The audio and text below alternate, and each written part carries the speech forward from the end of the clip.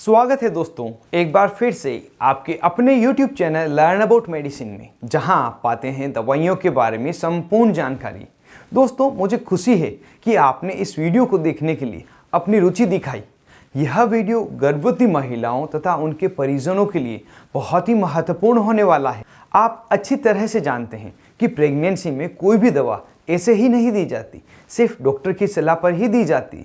परंतु आपको यह बात भी ध्यान रखनी होगी कि प्रेगनेंसी प्लान करते समय तथा प्रेगनेंसी कंसीव होने के बाद जो दवाइयाँ रेगुलरली महिला को चल रही है, उनके बारे में भी एक बार डॉक्टर को जरूर से बताएं, जिससे कि जो आवश्यक दवाइयाँ हैं, जो सुरक्षित दवाइयाँ हैं, महिला को दी जाए तथा जो नुकसान करने वाली दवाइयाँ हैं उनको बदला जाए या बंद कर दिया जाए। हालांकि दवाइयाँ बिना प्रेगनेंसी तो फायदा ही करती है, लेकिन प्रेगनेंसी में कुछ नुकसान कर देती है। यहाँ पर हम ऐसी ही कुछ दवाओं के बारे में जान रहे हैं जिन्हें नियमित तौर पर लंबे समय तक दिया जाता है, परंतु प्रेगनेंसी में लेने पर यह पेट में पल रहे बच्चे को कई अलग अलग तरह के नुकसान कर सकती है और यह नुकसान इरिवर्सिबल होते हैं, मतलब उस गलती का खामियाजा बच्चे को जिंदगी भर भुगतना पड़ेगा। तो वीडियो को ध्यान से देखें और दवाइयों को भी नोट कर लें। इन दवाओं को हम एक एक करके जान लेते हैं। सबसे पहले जिसके बारे में हम जान रहे हैं वह कोई दवा नहीं है, वह है शराब। जी हाँ दोस्तों, अल्कोहल। प्रेगनेंसी में अल्कोहल का सेवन कभी भी नहीं करना चाहिए, और अगर कोई महिला अल्कोहल का सेवन करती है तो पेट में पल रहे बच्चे का IQ लेवल कम रहता है, उसकी प्रॉपर ग्रोथ नहीं होगी, साथ ही हार्ट में डिफेक्ट हो सकता है, फेशियल डिफेक्ट भी देखने के लिए मिल सकते हैं।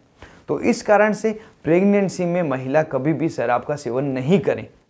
अब कुछ दवाइयों के बारे में जान लेते हैं, जैसे कि ACE इनहिबिटर, जिन्हें हम ब्लड प्रेशर की दवाइयाँ भी कहते हैं। ये ब्लड प्रेशर को नॉर्मल करने के लिए दी जाती है। वैसे तो बिना प्रेगनेंसी ये काफ़ी अच्छी दवाइयाँ हैं, लेकिन प्रेगनेंसी में ये अलग अलग तरह के नुकसान करती है। दवाइयों के नाम जैसे कि रेमिप्रिल, लिसिनोप्रिल, एनालेप्रिल, कैप्टोप्रिल, यह दवाइयाँ हैं। अगर इनमें से या इसी ग्रुप की कोई भी अन्य दवा भी दी जाए तो पेट में पल रहे बच्चे के जो ऑर्गन है या टिश्यू है पूरी तरह से डेवलप नहीं होंगे, साथ ही उसमें जो ग्रोथ है वह स्लो होगी या कम होगी, साथ ही बच्चे की डेथ भी हो सकती है। अगली दवाइयाँ हैं जिसमें इंडोमेथासिन तथा एस्पिरिन दवा है। यहाँ एस्पिरिन का नाम सुनते ही आपके दिमाग में आया होगा, एस्पिरिन तो प्रेगनेंसी में दी जाती है। तो आप बिल्कुल सही सोच रहे हैं, एस्पिरिन प्रेगनेंसी में दी जाती, लेकिन उस समय लो डोज में दी जाती। अगर एस्पिरिन को हायर डोज में दे दिया जाए तो वो इंडोमेथासिन के जितना ही नुकसान करेगी, मतलब पेट में पल रहे बच्चे के हार्ट में डिफेक्ट कर सकती। और अगर लोअर डोज में एस्पिरिन दी जाएगी तो प्रेग्नेंट महिला को फ़ायदा ही करती है। इसलिए कोई भी दवा प्रेगनेंसी में बिना डॉक्टर की सलाह नहीं लेना चाहिए। अगली दवा है आइसोट्रेटिनोइन। यह एक्ने को ठीक करने की दवा है, जिसे बहुत ही अच्छा रिजल्ट मिलता है। अगर इस दवा को महिला प्रेगनेंसी में लेती है तो पेट में पल रहे बच्चे के होठ, चेहरे, सिर, इनमें से किसी में भी डिफेक्ट हो सकता है। हार्ट तथा CNS में डिफेक्ट हो सकता है, साथ ही ब्रेन में पानी भी भर सकता है। अगली दवा है एंटी थायराइड ड्रग। अगर इनको पहले की डोज की तरह ही लिया जाएगा तो हो सकता है पेट में पल रहे बच्चे को गोइटर की बीमारी हो जाए, हाइपोथायरॉयडिज्म हो जाए। इसलिए इन एंटी थायराइड दवा का भी जो डोज है प्रेगनेंसी में कुछ चेंज किया जाता है, क्योंकि प्रेगनेंसी में अगर थायराइड होती तो थायराइड की दवाइयाँ दी जाती, लेकिन डोज को हमेशा कैलकुलेट करके दिया जाता है जिससे कि बच्चे में नुकसान नहीं करे। अगली दवा है लिथियम कार्बोनेट या लिथियम ग्रुप की अन्य दवाइयाँ, जो मनोरोग में दी जाती है। अगर इसे दे दिया जाए तो हार्ट में तथा बॉडी के अन्य पार्ट में एबनॉर्मलिटीज हो सकती है, साथ ही गोइटर की समस्या भी बच्चे में हो सकती है। अगली दवा है सोडियम वेलपोरेट, जो ज़्यादातर एपिलेप्सी के मरीज को दी जाती है, मनोरोगी को दी ही जाती है। अगर यह दवा रेगुलर चल रही है और प्रेगनेंसी में भी किसी महिला ने ले लिया है तो उस समय पेट में पल रहे बच्चे के स्पाइन में डिफेक्ट हो जाएगा, साथ ही न्यूरल ट्यूब डिफेक्ट भी हो जाएगी, जिससे लोअर बैक में एक गांठ सी निकल सकती है। इसके अलावा हृदय में दिक्कत हो सकती है, हाथ पाँव में एबनॉर्मलिटीज हो सकती है। अगली दवा है कार्बामाजेपिन दवा। अगर इसको लेते हैं तो बच्चे की जो न्यूरल ट्यूब है उसमें तो डिफेक्ट होता ही होता है, साथ ही बच्चे में साइकोलॉजिकल डिसऑर्डर भी डेवलप हो जाते हैं। अगली दवा है फिनोबार्बिटोन। इस दवा को लेने पर बच्चे में अलग अलग तरह की माल फॉर्मेशंस होती है, मतलब बॉडी में अलग अलग तरह की एक्स्ट्रा ग्रोथ हो जाएगी। या तो गले में सूजन आ जाएगी, सिर एक तरफ से बड़ा हो जाएगा, पूरा शरीर एक तरफ से बड़ा हो जाएगा। इस तरह की दिक्कत हो जाती है जब फिनोबार्बिटोन दवाइयाँ ले ली जाती है। अगली दवा है फिनाइनटोइन। यह मिर्गी में दी जाने वाली दवा है और हमने जो कंटिन्यू 4 दवाइयों को जाना है, सोडियम वेल्पोरेट, कार्बामाजेपिन, फिनोबार्बिटोन, फिनाइनटोइन, यह सभी मानसिक रोगियों को दी जाती है और ये रेगुलर चलती है। अगर इन्हीं में से जो फिनाइनटोइन है इसको भी प्रेगनेंसी में ले लिया जाए तो बच्चे के जो हाथ पाँव की अंगुलियाँ हैं ये इम्बेलेंस रहेगी, छोटी या बड़ी हो सकती है, होठ या तलवा है वो कटा हुआ हो सकता है, सिर का आकार बहुत ही छोटा हो सकता है। इस तरह की समस्याएं फिनाइनटोइन के साथ होती है।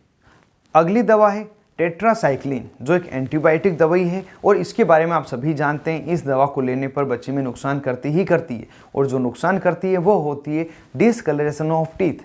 उसके दांत अलग कलर के होंगे, साथ ही हड्डियों की प्रॉपर ग्रोथ भी उसमें नहीं होगी, तो टेट्रासाइक्लिन भी नहीं दी जाती। अगली दवाइयाँ हैं कुछ हार्मोनल मेडिसिन जिसमें प्रोजेस्टिन, एस्ट्रोजेंस, ये जो हार्मोन हैं जो रेगुलर महिलाएं लेती ही है तो उन्हें भी नहीं लेना चाहिए। अगर वह लेते हैं तो महिला में जो फीमेल चाइल्ड बर्थ होती है उसमें बहुत ही ज़्यादा सीवियर, जो अब खतरनाक समस्या कह सकते हैं, वह होती है। वो होती है फीमेल चाइल्ड के जननांगों में एब्नॉर्मलिटीज़ हो जाती है जो बहुत ही ज़्यादा पीड़ा देने वाली है। तो आप ज़रूर से किसी भी प्रकार की हार्मोनल मेडिसिन ले रहे हो तो एक बार से ज़रूर से डॉक्टर से डिस्कस करें, उसके बाद ही उन्हें कंटिन्यू करें। Last but not the list, वे दवाइयाँ हैं एंटी कैंसर ड्रग, जिसमें मुख्य दवा है मिथोट्रेक्सेट। इसको रूमेटॉइड अर्थराइटिस में भी दिया जाता है, जो गठिया के रोगी हैं उनमें भी दिया जाता है। यह दवा अगर प्रेगनेंसी में दे दी जाए तो पेट में पल रहे बच्चे के तलवे या होठ में डिफेक्ट हो सकता है, उसमें कट आ सकता है, साथ ही सिर में पानी भर सकता है। इस तरह की समस्या हो सकती है अगर मिथोट्रेक्सेट टेबलेट आप प्रेगनेंसी में लेते हैं। तो यहाँ पर हमने 15 से ज़्यादा अलग अलग प्रकार की दवाओं के बारे में जाना है जिसको प्रेगनेंसी में लेने पर महिला के पेट में पल रहे बच्चे को इस प्रकार के नुकसान हो सकते हैं जो इरिवर्सिबल है, ज़िंदगी भर बच्चे को उसका खामियाजा भुगतना ही पड़ेगा। तो इन दवाओं को आप कभी भी नहीं लें। अगर ये दवाइयाँ आपको रेगुलर चल रही है और आप प्रेगनेंसी कंसीव करना चाहते हैं, प्रेगनेंसी प्लान कर रहे हैं, तो एक बार अपने डॉक्टर से ज़रूर मिल लें, जिससे कि यह दवाइयाँ नहीं देकर कोई और दवाइयाँ आपको उस बीमारी के लिए दी जा सके और आपको हेल्दी प्रेगनेंसी कंसीव हो, हेल्दी बेबी को आप जन्म दें। तो दोस्तों, यह बातें ध्यान रखते हुए आपको किसी भी तरह की दवा का सेवन करना है। और इसी तरह की महत्वपूर्ण जानकारी जानने के लिए आप इस चैनल पर रेगुलर बने रहें। साथ ही अगर चैनल पर पहली बार आप आएँ तो इसी तरह के दवाइयों के बारे में, बीमारियों के बारे में, मेडिकल केस स्टडी के बारे में वीडियो देखने के लिए आप चैनल को सब्सक्राइब कर दें और जो पास में बेल आइकन आ रहा है इसको दबाकर ऑल नोटिफिकेशन पर क्लिक कर दें, जिससे कि जैसे ही मैं वीडियो अपलोड करूँगा तुरंत ही नोटिफिकेशन आपको पास आ जाएगा और मेरा वीडियो आप मुफ्त में देख पाएंगे और दवाइयों के बारे में महत्वपूर्ण जानकारी आप मुफ्त में जान पाएंगे। तो दोस्तों, आज के इस वीडियो में इतना ही। मिलते हैं किसी नए वीडियो में, नई दवा, नई टॉपिक के साथ में। तब तक के लिए स्वस्थ रहें और मस्त रहें।